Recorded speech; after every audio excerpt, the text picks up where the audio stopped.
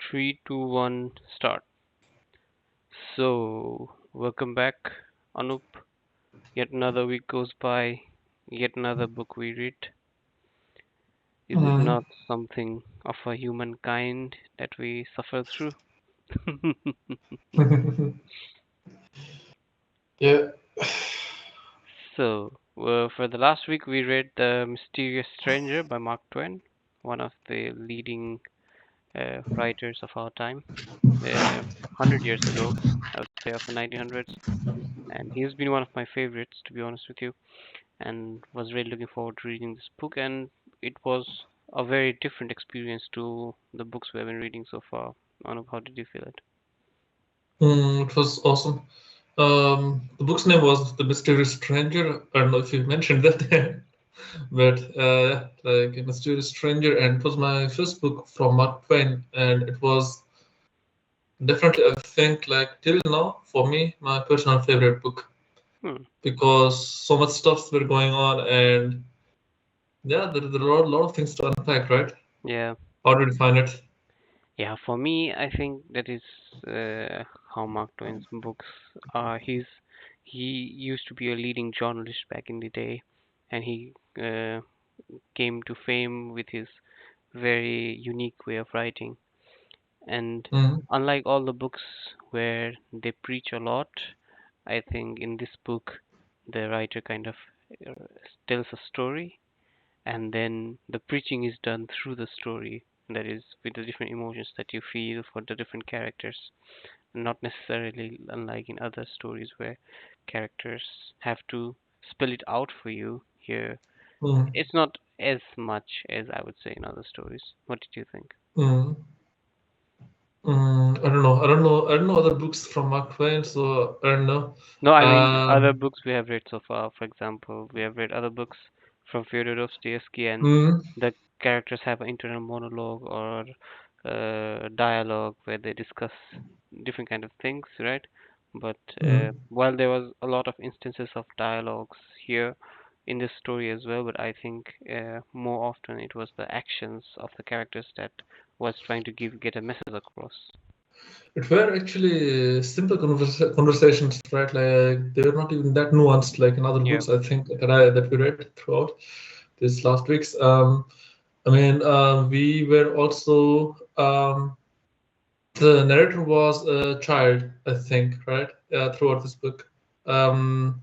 I would Like say a boy, not necessarily a child. yeah, in his teenager Yeah, age, I guess, right?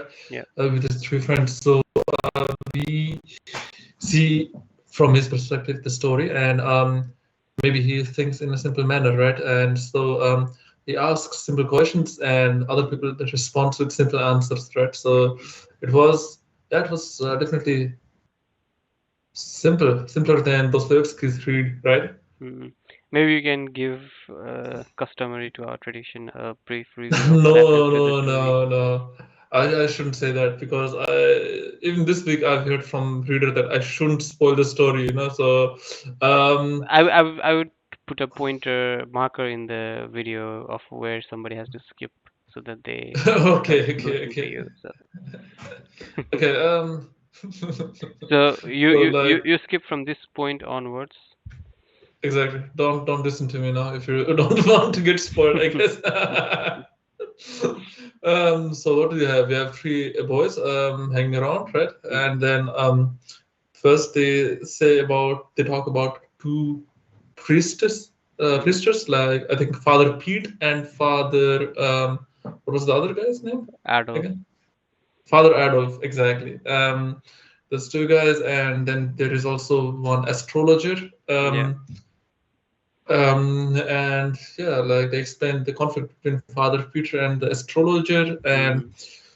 they take a walk, and during their walk, I think they meet someone, Mm-hmm. um, some entity, in a form of a person, which they think of an angel because he does a lot of mm, mystic stuff, right? That Mm-hmm. also don't want to spoil, I guess. Oh, it's Yes, okay. The viewers mm, have been warned. okay, okay, okay. Um, so like this angel. He says like his name is Satan, Mm, and he creates a little place with little creatures, and mm, yeah, like he wants the children also to make some of these mm, figures, I guess. Then they kind of see that they are hurting each other and stuff, and at which Satan just like punishes these creatures, mm, and the children they try to kind of stop Satan, but Satan says, "Ah, it's meaningless. Like what I do here, like their life doesn't matter and stuff like that, right?" And the children they're somehow attracted to Satan, like they like him in a way, mm, and they talk with him. They talk about a lot of stuff, I guess, like about humans, angels, gods, um, and even about Lucifer, right? mm, Um, so yeah.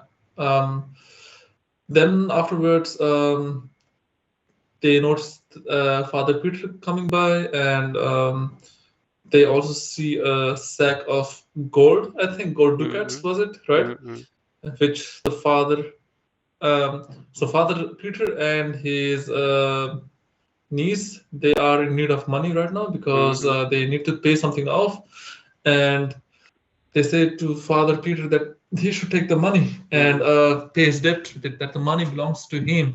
mm, But yeah, and then the father takes the money, he puts it for interest and stuff.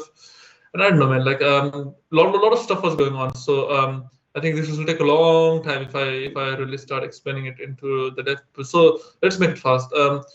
Father Peter takes the money, he puts it for interest, he pays his house, then the astrologer comes, he kind of says like that it's his money, right? And mm, then Father Peter gets persecuted, and Satan kind of has plays a big role to free Father Peter from the prison and stuff, right? mm, In the end, he frees Father Peter from the prison, and he kind of forecasts that Father Peter is will always be happy, I guess. mm, Um, but what he was meaning to say is that he won't be a sane person, but he will be happy. So basically, mm, mad, I guess, right? mm, Um, and in the end, Satan goes before leaving to another universe, at least in this version.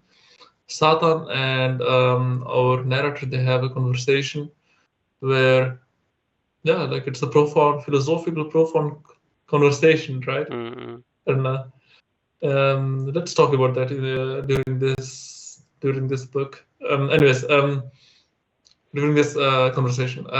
Anyways, so much to the story. Yeah, at least if I have to summarize it, I would say that this is basically the whole story is the narrator coming across S- Satan and then, learning that he has special powers to make changes, go to parallel universes, I would say, change the course of the future, and then over time, the main character sees multiple futures being turned, and he's kind of at first he feels that the fortune is in his command, but Satan shows no interest in doing favors for our narrator, but rather just doing favors for his own muse. And then, yeah, the narrator kind of faces the consequences of it. But nevertheless, there are certain events that happen throughout the story where Satan does good for people who have been kind throughout the story. I would just summarize it as such, and I think a lot of this the debate throughout the story is basically about. I think there's two debate going ongoing. The first is how do you define a god and a Satan? Because normally we would think Satan is somebody who is uh, evil, naturally evil, but throughout this story it shows he does not really care about it. He's indifferent to humankind, human plight, and the examples he gives is also like how an elephant does not care about a spider, Satan does not care about humankind. And I think the other story that's ongoing is who deserves the punishment. Throughout the story, there are different forms of punishment. There are different culprits that people are. For example, Father Peter, who has been accused of stealing the money, and we don't know necessarily if the money belonged to him or he actually stole it. The only information we've been given is the purse is from Father Peter, but the money is from the astrologer. So throughout the story, you don't really know. And then there is the situation with Father Peter's niece as well, who's living a very difficult life, and Satan comes along and then makes her life much easier. But then she's blamed of witchcraft, and so I think throughout the story there has been questions about what constitutes a good life, what constitutes a good consequence. Would you consequence a long, prosperous life in earth worthy in comparison to life in heaven, or would you consider a short life in earth uh, much better if you can go to heaven? And I think questions Mm. like that are probably the most profound pillar of the story. For me, it was actually also the hypocrisy of humankind, right? Yeah, So that yeah, they kind of think that they are superior. They have this thing called moral sense, which they really yeah, preach about, right? yeah. But which Satan kind of says and also shows in the later part that people do what they want, right? Yeah, In name of moral sense. yeah, So this one scene was like really awesome. I felt awesome in the sense of really interesting, and I think this happens even in the world that we live now. So yeah, they are stoning this one woman, right? yeah, They are following that one woman, then they are like kind of they hanged her or something yeah, yeah. They hanged. like that, and then they were like throwing Yeah, and then they were throwing stone at yeah, her, right? yeah, Um, and then Satan says something like he laughs at the crowd, mm, and later on, where our narrator kind of asks him if Satan was laughing at him, he kind of says like, "Yes, but I was laughing at all the crowd at the same time mm, because out of the 68 people, only six of those wanted to punish that lady, right? mm, All the 62 people, they were kind of indifferent, mm, right? So they didn't want some conflicts, like they didn't want it to hurt anyone, but they had to go because he kind of said something like, humans they tend to listen to the loudest voice, yeah, right? And I think that exactly is happening right now in the world. If yeah, you go around and yeah, look right, like the politics. So that was a really interesting part, and there were like several of these interesting parts, I guess, in the book, mm, right? yeah, yeah. I agree. I think that is also one of the more important aspect of it is uh, who has control of the human kind. You know, more it's more for me. It was more a case of throughout the story, there's different things that are controlling human life. For example, the society is controlling the individual's life. The faith is controlling the decisions that make. For example, I remember I was really fascinated by the lady who was taking care of the niece of Father Peter, Ursula, who is Mm, really scared when she starts finding gold inside her pocket. But when Satan says that this is providence that is causing for you to have it and not necessarily evil, then she's willing to accept it. But still, there is a doubt inside her and inside people around the world, around their community, that where is mm, all this wealth coming from? And mm, people would be probably very accepting if somebody said it came from God, but they were very critical if it came from witchcraft. It not necessarily making it wrong, because so even if somebody gets money from witchcraft, it's fine, because during that period people were practicing alchemy to produce gold from lead, and if producing gold from lead is acceptable as a form of alchemy, then why is it not acceptable to have gold from witchcraft as long as there's no consequence? And I mm. also like the backstory of the woman that was being stoned is that she was cleaning the patients into cure. So they were Mm. sick people, and she was washing them to get them, uh, Instead of cutting the yeah, veins, right? instead So of instead of the traditional bleeding them, methods, yeah, instead yeah. of bleeding them. So yeah, so she was not necessarily hurting anybody. but mm. she was moving stone. And turns out these are the real things that happened back in the days. So Yeah, I think it was a way of for the crowd to, or at least like these six people to release their frustration, right? yeah, So because they saw that yeah, like they were kind of accusing what was her name again? Like the niece of the father, Margaret. Margaret, exactly. They were kind of accusing Yeah, her of witchcraftery and Ursula, but in the end they kind of see like okay, the astrologer like is also capable of doing this kind of stuff, yeah, right?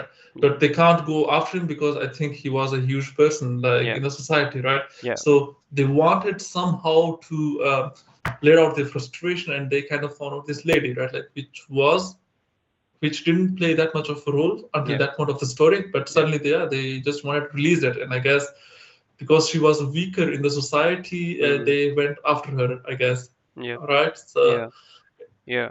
it Uh, it shows the hypocrisy. I think the hypocrisy part is also shown like in Ursula herself, you know. yeah, So she actually doesn't want like this witchery stuff, but then she's in need, right? yeah. So for now, she closes her eyes and she says like, okay, I have this lucky cat, Mm, and yeah, like it's nothing extraordinary that yeah, I'm getting finding this yeah, silver coins in my pocket, right? yeah, So yeah, right. You see it like everywhere throughout the story. I think like this hypocrisy, right? And yeah, it's awesome. yeah. That was the more inter that was a very interesting thing. I would say, in addition to hypocrisy, it also shows that everybody's looking for a scapegoat. Like, uh, even the benign, I would say, even good characters like Margaret is trying to find a scapegoat in society or in character, and she's a very pious woman, right? She's really religious, she's very innocent, and she tries her best to do conform by the rules of society, and still she's not treated well because people want to scapegoat her. And Mm, also, more often for other characters as well, they just want a convenient uh, excuse to things rather than working around it. And I think that's a really good commentary over life in general, is that we want to scapegoat, find a distraction rather than just work on mm, things on our own. mm, And yeah, mm, at least I'm after knowing that I looked a bit on history as well, and after finding out that this was way too common, stoning people by accusing them of witchcraft, I'm very grateful that we don't have that system anymore. mm. Yeah, I'm grateful too. Well, also this part where there were like this 12 or 13 girls, right? Hmm. And they had this one kind of skin condition, and they were also kind of accused for witchcraftery, right? Like Yeah, I think that's what our narrator says. And then they were kind of, I don't know if they were tortured, but they were kept in a dark dungeon or something yeah, like that yeah, for 10, 11 days, malnourished and everything, and then they confess that they are like witchcrafting and all that yeah, stuff, you know, yeah, just because they want to release, they want to get released from this burn, right? yeah, So it was, yeah, that was pretty hardcore, man. yeah. Yeah, but the book was really nice. At least it covered a lot of different bases. There's one another important base I think we have kind of looked through it is the human condition of impending death before Mm, Nicholas is about to die, and the author is informed about his impending death and how things change. Right? I was half mm, hoping that he would not die later on, but he died, and the way it has been written in a bit morose kind of way about how the narrator mm, feels, he kind of feels responsible in some ways about his death as well, is mm, really really fantastic as well. And I enjoyed that anticipation of when Nicholas is going to die, and he dies a heroic death, or if mm, he was not to die then he would suffer throughout his life till the age of 62 and be sick, bedridden. And yeah, and the narrator thinks there's sympathy in dying such in a heroic way rather than living on as a sick man. right, definitely. What did you think about that? What uh, say there is a friend of yours whose death you can decide for, how would you decide? Would you decide he would die heroic death or he would live Hmm. long probabilistically? That's a really difficult question, and I don't know how to answer that. I guess I don't know. Yeah, it's a tough question, man. I wouldn't take the decision. I would kind of say like, okay, I don't want to decide, right? So Mm, yeah, let the nature do its work, right? yeah, yeah. Um, so like let's say like this like Saturn comes to me and say like, okay, do you want your friend to live or die? Then obviously I will say like, okay, like I want him to live. But then if he starts giving me all this condition, okay, he will die as a hero and he will suffer his entire life, then Mm, I would say like, okay, then I don't want to take that decision anymore, you know. mm, Then like should the nature do what it wants, right? yeah. The whole scene was like really crazy. I thought like, what would I do if I had that information? Okay, Mm, so let's say I have a friend, and then like that friend is gonna die after a certain point, right? mm, mm, And I think I would have reacted the same way as the boys did in the story, mm. right? So I would be sad, but I would try to make him as possible. I would do a lot of favors for him, you know, and yeah, like so that he spends his last few days like very good, you know. There's another one thing I want to highlight to you. I don't know if you noticed or not, but funnily enough, all the really good characters, like those you don't have to look with a moral gray lens, that have consistently turned up as good characters, end up having unfortunate uh, end or unfortunate time during the story. Margaret, who Mm. consistently turns up as a good character, the Stone Lady, Nicholas himself. He's very kind to his parents and he shows. But what did Margaret suffer? Like I mean, like her father Peter, like I think he went mad, you know. But that was it, right? So Yeah, she doesn't but get disgraced, she doesn't get haunted, she doesn't get like she gets her wealth still, I think, right? So yeah, but uh, I mean during the story, not towards the end of it. But I didn't know the story during the definitely, story, all yeah. of them suffer, Mm, and mm, even Nicholas, he has to die during the story, and at the end, he is mm, guaranteed to go to heaven, but still is kind of unfortunate. Like these kind of incidents don't happen to other bad characters, quote mm, unquote, mm, bad characters, mm. and that is something that's really fascinating to me. Is I don't know how much of a religious guy Mark Twain is, but it felt like he was really doubling down on the message that a lot of religious zealots have, that you have to experience suffering in order to have some kind of, I don't know, religious awakening or something Mm, like that. mm. That to have a spiritual journey, you have to go through trials and tribulations. And the story, in a sense, I felt gave some a message like that, and yeah, it was quite interesting. For me, like I think what we haven't talked about is the last part, like which the last part of the book. Like I've read somewhere that this book is actually not complete, right? Okay. Uh, I don't know, like I've read that somewhere. Maybe it's not true. I have to see again. But the last part where Satan leaves Earth and where he says like bye bye to our narrator, Mm. whose name I tend to forget all the time. I don't know his name. so so our narrator kind of says to him like, so this is the last time we meet, and then he says like Satan says yes, and then but maybe we'll be meeting in the next life, right? And then Mm. like he says there is no next life, right? Mm. And then he says something, like which actually really creeped me out. He kind of says like, oh, actually every of this thing is your vision, like Mm. you created all of us. Like even I don't exist, I exist on a whim, right? Mm. So you created this to escape your loneliness or something like that, right? Mm. It's all your imagination, and Mm. this was the thought that really creeped me out, because there were phases like where I also thought like that, like I had this existential questions, like what if all of this thing, what I see or what I feel, like all of this is, I don't know, like some sort of imagination, and nothing mm, exists, but even after like death, we are like just in this black space, right, mm, mm, where there is nothing, like mm, this kind of thought, and kind of like this theme also came at that part, right, and when I mm, was like really okay, like that came out of nowhere, like I kind of had that feeling, mm. How did Yeah, you find it? I mean, at least from my point of view, uh, I cannot say definitively about it.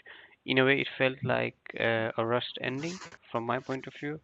Is he came up with all that messaging, and okay, probably everything was, unavoidable what happened, and he was just justifying change in stream of flows that was happening. Like he's trying to justify events that happened. His best friend died, so he's trying to justify that he died because of Satan, who changed the flow of time. He was guilty about killing the woman, so he's trying to laugh at him, right? And also, a lot of times he's traveling around the world, seeing the world in imaginations and so on. So there is a side to that, but I think the message for me was more that uh, probably you get one life and then you live through it, but your divine destiny lies elsewhere. That the destiny of your life is beyond your control. Okay. Hmm. No, I actually rather meant where he says, very kind of gives him all this information about these existential problems, right? Like, Mm, so there is no afterlife, yeah. like you are the creator, none of Mm, this exists, it's all in your imagination, mm, you are lonely as you'll ever be, like I mean, like these kind of questions, what he kind of like um, leaves to the narrator kind of goes away, fades away, right? mm, mm. So what do you make of that? Like in the end, like all these existential questions. I mean, after reading throughout the book where he just kind of toys with humanity, right? He's saying that this humanity is interesting. I like to make them do things. So it feels to be in character with Satan that he's just playing with the main character because he has already at the start said that people go to heaven indeed, people go to hell indeed, and he gives all these religious stories about the biblical stories and almost as if like they are facts, and he shows our character throughout the world what it looks like. And there's this whole passage about Christian weapons and Christians being great and so on. So I interpreted it as like as a last bit of fun. And throughout the story, the uh, Satan is playing with our main character. He's testing him. He often calls him separately and then gives him information. Like he was showing the narrator inside the prison, and for example, right? So I thought this was not necessarily him uh, espousing about what is actually happening, but rather just messing with our narrator. I don't know, like if messing is the right word, to be honest. I think he was kind of trying to make his point about the moral sense, right? So, um, not necessarily mockingly, right? Like I Mm-mm, just think he wanted to show his point that this moral sense, what we humans kind of say and what we kind of preach, right? Like mm-mm. it's non-existent. Like it's a construct so that we can do what we want, Yeah. with disregards to other. I think it was more about that, right? Yeah, no, I understand that part. I was speaking more about because I think what I say is also valid in the sense that the Satan throughout the story is not mocking. It's like an experiment to him. It's like when you learn a Mm. new skill, you try to do all different things and you try to see what you can do, right? If you, I don't know if you ever tried to do that, but say if there is an ant colony walking there, you would put something in its way and then see what it would do. Have you done that? Something in the path of the colony and then try to see if it finds its way. You don't do it mockingly, you just do it out of curiosity. And I think that's something Mm, mm, Satan is doing because mm, for him, we are like the ant. We are the ant colony. mm, We are carrying our mm, food to our nest and following mm, Queen Ant and something like that, and he's just messing with mm, us. And yeah, that was what I felt. I mean, I understand the mm, mm, messaging around it, and I see themes throughout the story, right?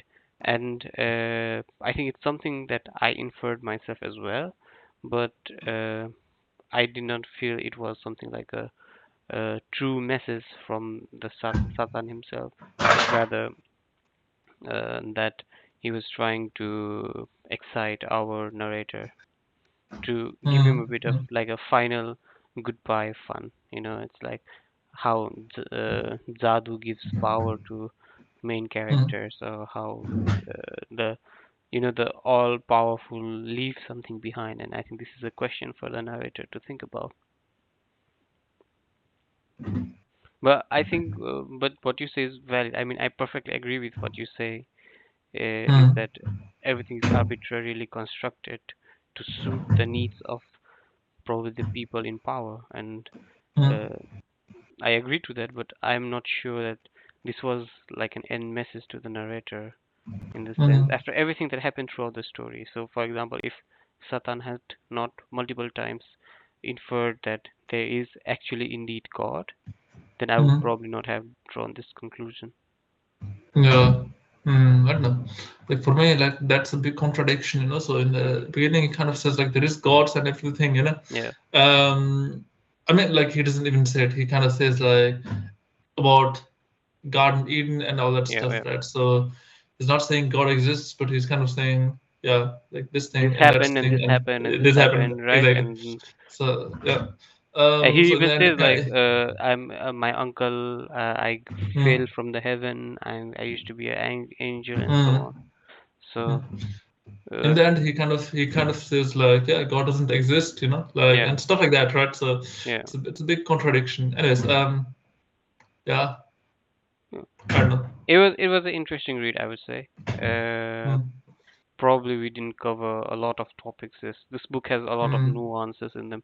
I like these mm, kind of mm, books where a lot of things happen, and you don't have a lot of characters uh, speaking or having long dialogues, mm, but mm, rather where the writer shows the contradictions and hypocrisy of the mankind, and then mm, mm, put our main characters in different situations where you are forced to think for yourself what is the mm. correct solution to them.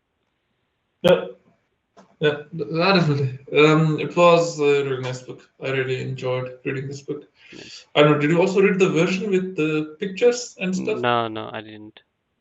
Ah, really? No, I read the version with the pictures and stuff. It was fun. Like I search for it later in Google or something. You know, like you'll see the pictures. I will do that. Okay. I read the one with short stories collection from Mark Twain, Mm, and the next one was to beat a horse. So there is mm, mm, expression in English that says to beat a horse, and I think it comes from this mm, particular story because I don't know if you know, but Mark Twain has been responsible for a lot of different phrases that we use, mm, right? mm, And mm, then I think so. I'm kind of just out of our regular reading schedule. I probably would just read this short story because for mm, next week mm, I want to go a bit to what I feel more comfortable about, and this mm, Sherlock Holmes book, The Hound of Baskerville by Sir Arthur Conan Doyle, because we mm, have been discussing too much about life and philosophy and humankind and so on, and just want to go into raw adventure, raw, yeah, psychological mm. thriller and detective story. And I don't know how much have you read Sherlock Holmes in the past? No, this is the first time. Okay, because I have read Sherlock Holmes in the past, and then he's one of my favorite characters. A friend of my, a cousin of mine used to have this thick book of 1,000 pages or something with Mm. all the short stories from Sherlock Holmes. So Sherlock Holmes is Ah. kind of like back in the days, the newspapers were like the TVs of today, and they would be Mm, like dedicated weekly stories that some mm, mm, renowned writer will mm, write, and mm, those will be enough for a person to read in a newspaper. So such stories were compiled together, and one of those stories was Sherlock Holmes. So all those Mm-hmm. different newspaper articles were compiled together, and then you have a short stories collection book. And then he had like this Mm-hmm. 1,000 page thick short stories collection, and I read through all of them, and Mm-hmm. it was unbelievably fantastic read. And I read them when I was 13 or 14, and uh, that's how my love for books kind of evolved. It was one of the earlier book I read, and Mm-hmm. it has been a very long time I have gone back to something like that, and I think it's a very good opportune moment for us to revisit something that is, I would say, classical in the sense of mystery and genre of Mm-hmm. mystery. Let's do it next week. Yeah. So thank you very much once again, Anup, for your time and for your insights on the story. Really appreciate, and yeah, we're going strong. No problem.